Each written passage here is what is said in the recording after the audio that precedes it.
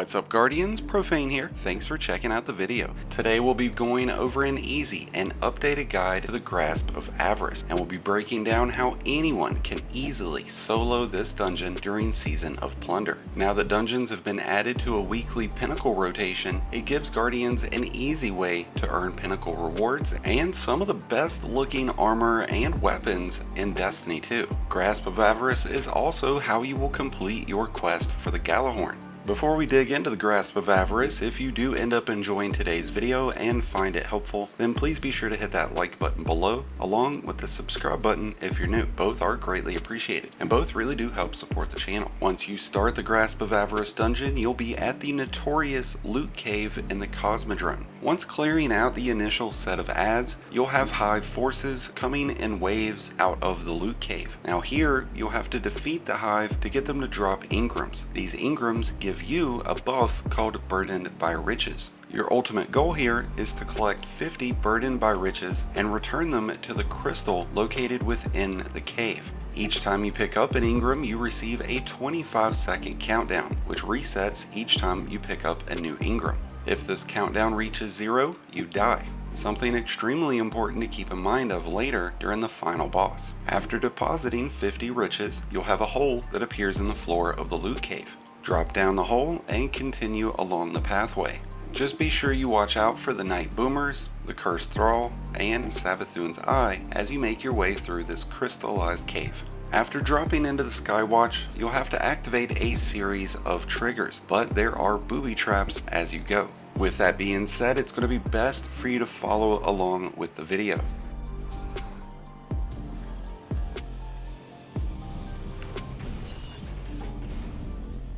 You'll really need to mind your footing here, because there are pressure plates that activate spikes or floor traps at different points, so it's imperative that you watch your step.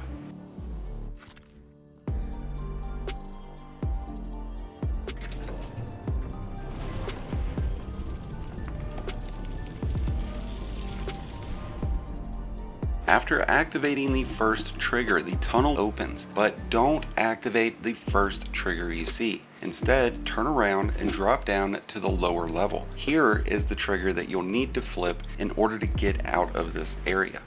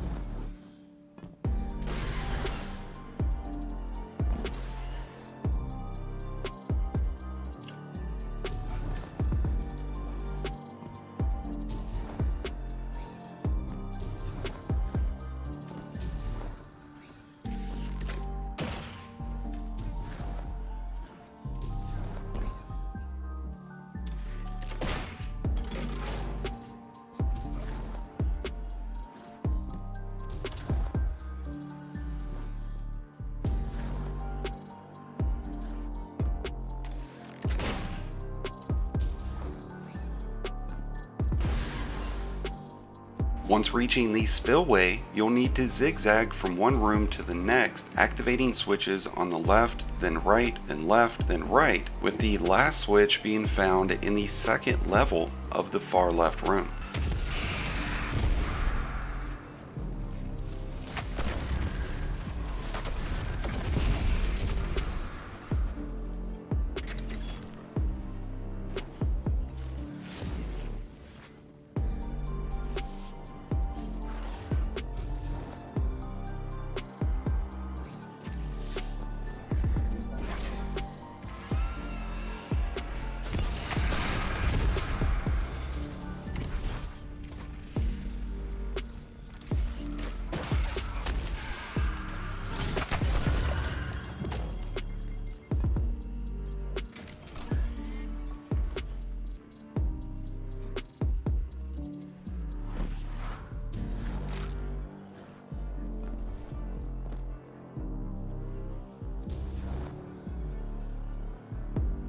After activating that switch, a Shrieker will spawn. You'll have more Cursed Thrall that appear in these rooms. You'll need to make your way back to the newly opened room to activate another switch, which will activate a door for you to be able to open on the other side of the spillway.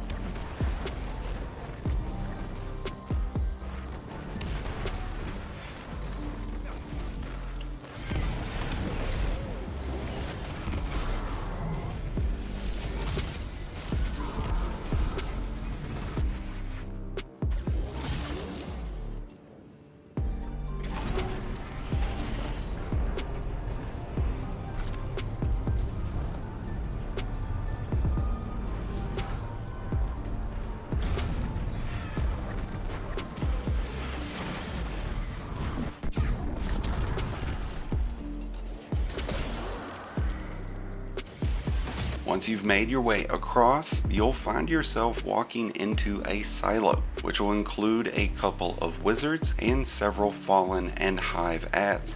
Your goal here is the same as before. You're making your way across the room to activate switches to ultimately open a door that's going to get you out of this area.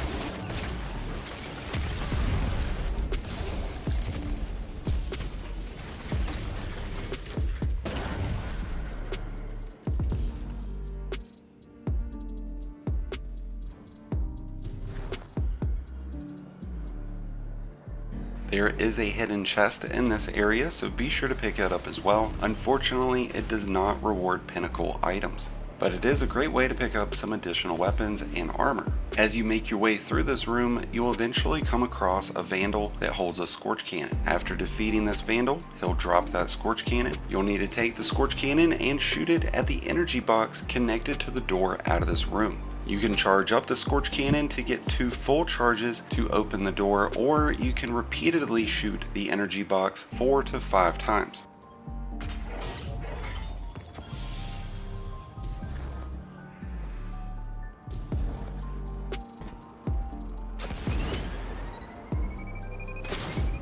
It's important though, once you've opened the door and are heading up the steps, watch out for the barrel that comes tumbling down. If you get caught in it, you're dead and you're going to have to start back over. With that being the case, there are crevices on the right wall that you can sneak into as the barrel comes down. and now you just gotta follow along the pathway until you reach the first boss encounter. And I'm only gonna say this once because I know somebody's gonna correct me out there, but PHRY'ZHIA, the Insatiable. And while this boss might be beefy, the overall encounter is fairly easy. You'll want to bring some weapons for big boy damage. So weapons like Witherhoard along with a linear fusion rifle, the Gjallarhorn, Sleeper Simulant, Thunderlord, Fourth Horseman, Storm Chaser and Taipan, or even Izanagi's Burden. And make sure to equip some Scavenger and Reserve mods for whichever of those that you go with. No matter how much raw damage you dish out during your damage phase, you'll still undoubtedly have 2 to 3 damage phases during this encounter. The mechanics of this encounter work pretty much the same as you've been seeing in this dungeon already. You're going to get the Scorch Cannon, and you're going to use the Scorch Cannon to open one of the doors on the left or right.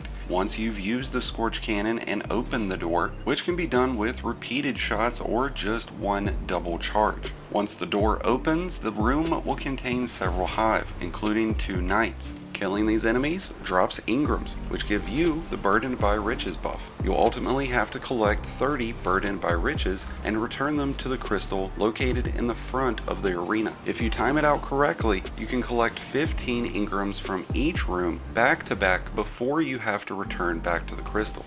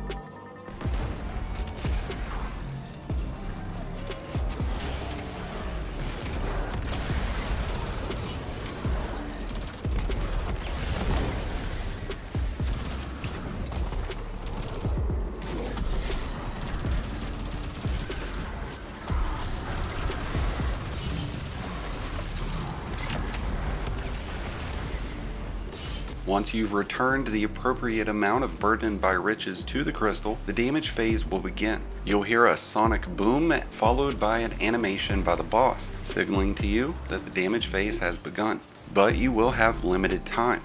This is where your big boy damage comes in. Hunters will want to use Blade Barrage, Titans can use Thunder Crash, Warlocks will want to use Well of Radiance with fusion grenades. Unload as much of your heavy as you can, and once the damage phase is over, you have to rinse and repeat the whole cycle over again. Once the damage phase begins, the boss will fire his Void Blast and will charge at you. You can hide behind the crystal, bobbing between the left and right side to apply damage, or you can run to the left or right side and hide behind the crates. If you go to the left or the right side of the arena during damage phase, watch out for the newly arrived Fallen coming off of the skiff. There's no time limit to this encounter and the boss doesn't enrage, so even if you come short on damage during one of the phases, you can still make it up on another damage phase. After defeating the big bad ogre, the next encounter will have you racing through on your Sparrow, dismantling mines. One of my favorite encounters in the game. With that being said, it is still challenging.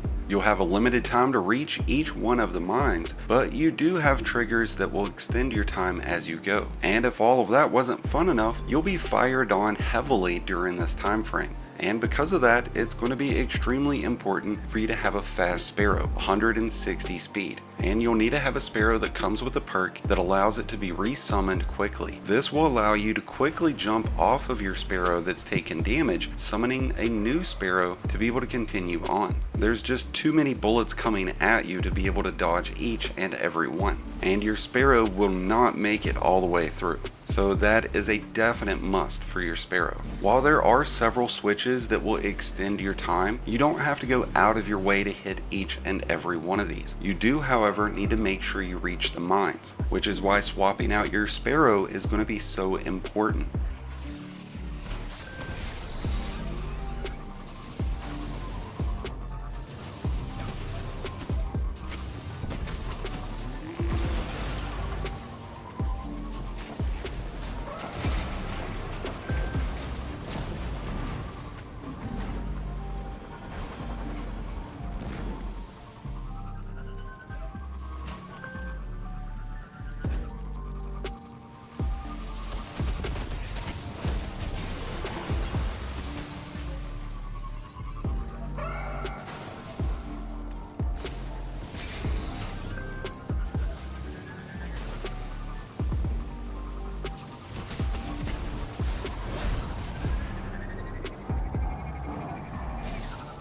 Once you've reached the end, don't forget to jump on the final mine. Once the final mine has been dismantled, you'll be able to find a hidden chest located in the eye socket that is the skull leading into this new cave.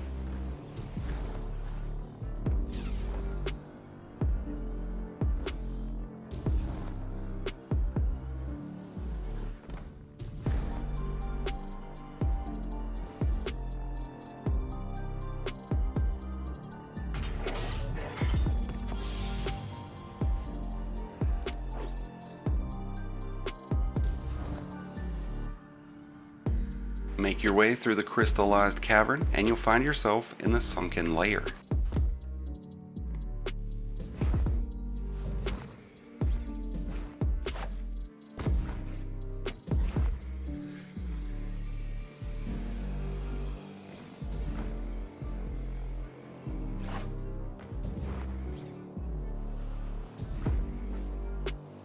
You'll have to destroy the fallen shield located in the center of the ceiling, and to do this you'll need to defeat 4 different servitors that will transform into bombs that you'll use to fire off at these shields. You'll first need to collect a scorch cannon, which can be found from any of the yellow vandals that you see in this arena. You'll need to use the scorch cannon to shoot the energy box that connects to the teleporters. There is a teleporter located on each of the islands within this arena. You might have to rotate some of these cannons to manage your way around. You'll also need to rotate the cannons to properly shoot the shield. Once this encounter begins, you'll need to launch yourself across to one of the adjacent islands. You're looking for a servitor. There will only be one servitor at a time. Once you've found the island that he's located on, head to that island, defeat the oncoming fallen adds, and they'll drop engrams just like the enemies before. Now this will give you Riches of Burden. You'll have to take that Riches of Burden back to the crystal located in the center room of this island. You'll need to deposit 20 total Riches of Burden before the servitor shield will come down.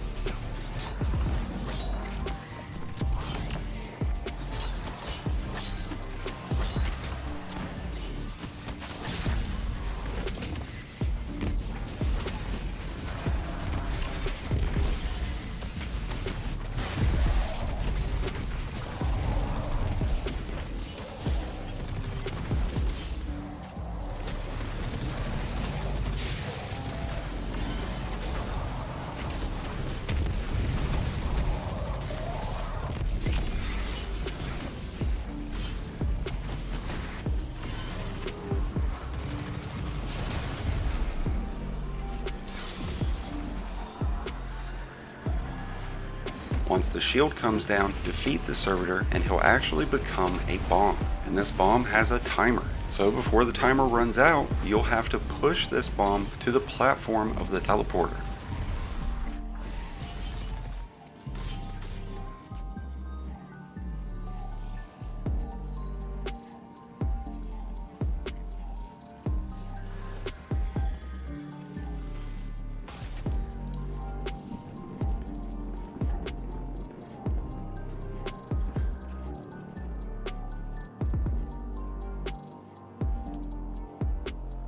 Rotate the teleporter around to be aimed at the fallen shield, and then charge up the teleporter with the Scorch Cannon. Fire off the new bomb, and bam, you've taken down part of the shield. You only have to do it 3 more times, located at varying locations within this room. I highly suggest the use of a sword here. It's going to help you manage your maneuvering when you get fired off by the teleporters. Plus, let's just go ahead and say it, there's plenty of water around, and Guardians are allergic to water. After you've defeated all 4 servitors and fired off all 4 bombs, you'll find your chest located in the center island of the room. This is where you'll use the final teleporter to blast yourself straight up into the ceiling, leading you to the final boss.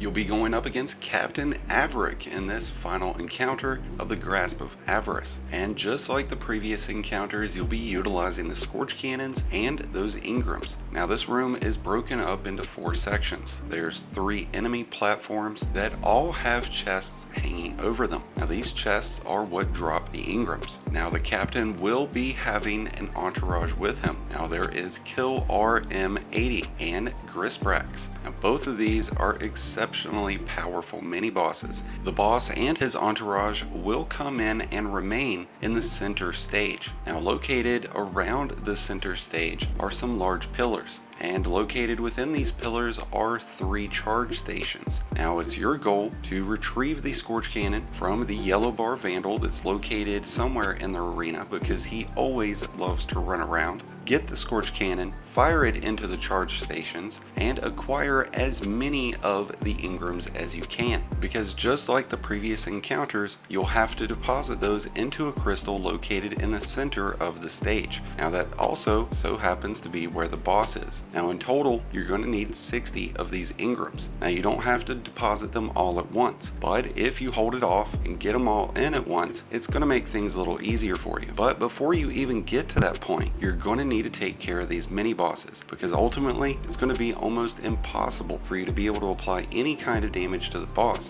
when you have a Deadeye Sniper Shank boss barreling down on you, along with a Vandal lobbing grenade after grenade. It's just not going to happen. So you're going to need to take these guys out. At least take out the Shank, because he is going to be detrimental to your cause. With that being said, big boy boss damage is preferred. Linear fusion rifles are really going to help out immensely. I prefer the Storm Chaser with auto reload and Vorpal. But by any means, what you should ideally do is first start the encounter and apply as much damage to the mini bosses as you can. Keep in mind of all the rank and file ads that are going to spawn in on the platforms. I find it best to first hang out behind Wilhelm's casket. Just watch out for all of the grenades and traps that are going to get lobbed your way. And don't be stingy with your super. As you collect these burdens of riches, you've surely noticed that you gain your super back and your abilities back incredibly fast. So during this encounter, be sure to use your supers and abilities as you need. Once the encounter has started, if you're hiding behind Wilhelm's casket, if you haven't gotten the Shank down pretty quickly, you want to relocate, because ads will swarm at you if you stay in the same location for too long. I like to use the platforms on either the left or the right side. They provide an immense source of cover, since there's multiple levels and multiple pillars providing ample coverage. These also give you a great view of the charge boxes that you'll need to utilize later. Once you've worked the mini bosses down, it's time to collect the Riches of Burden. Now you'll need 60 of them to deposit into the crystal. In doing so, the captain will send out another sonic charge, just like the ogre did earlier, and then he'll teleport, or usually will teleport, right in front of Wilhelm's casket. Now during this time, any ads that are around the stage are going to fire down on you, as will the boss. But this is the time for big boy damage. Now you're going to have a limited time to apply as much damage as you can. You're going to be best off to do it from the crystal. You can hide behind the crystal or rotate around the crystal, but it's going to give you the best opportunity to get that damage in on a limited time. Once the damage phase is done, the boss will re-shield himself and the crystal will become active again. The 2 mini bosses will spawn from down below.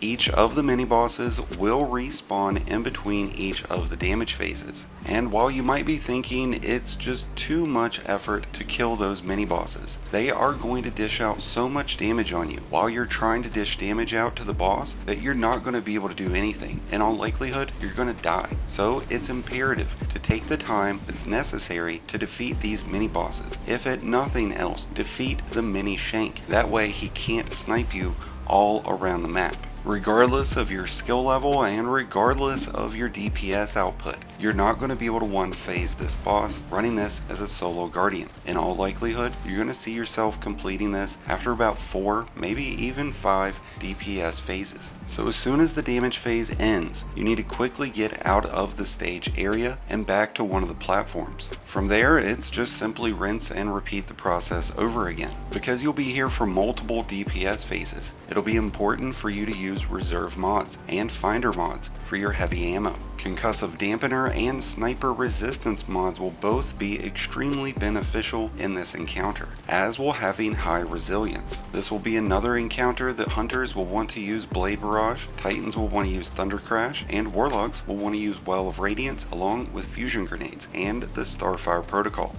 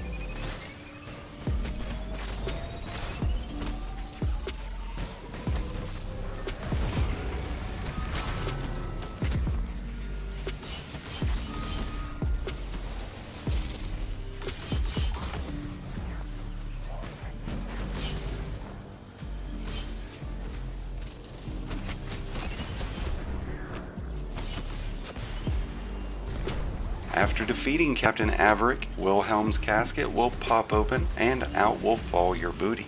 When the Grasp of Avarice is on weekly rotation, you are able to farm its encounters for repeated rewards, so be sure to keep an eye out for those weeks. And with that, I wish you all the best in luck in your solo and flawless attempts. Let me know how they're going in the comments below. Thank you as always for checking out today's video. If you enjoyed and found it helpful, then please be sure to hit that like button below, along with the subscribe button if you're new. Both are greatly appreciated, and both really do help support the channel. If you're in need of any help throughout this season or next season with any raids, dungeon, nightfall, or anything else, then be sure to check out the Discord link in the description below and join one of the greatest communities in all of Destiny. And until next time, Guardians, this has been Profane, wishing you all some happy hunting.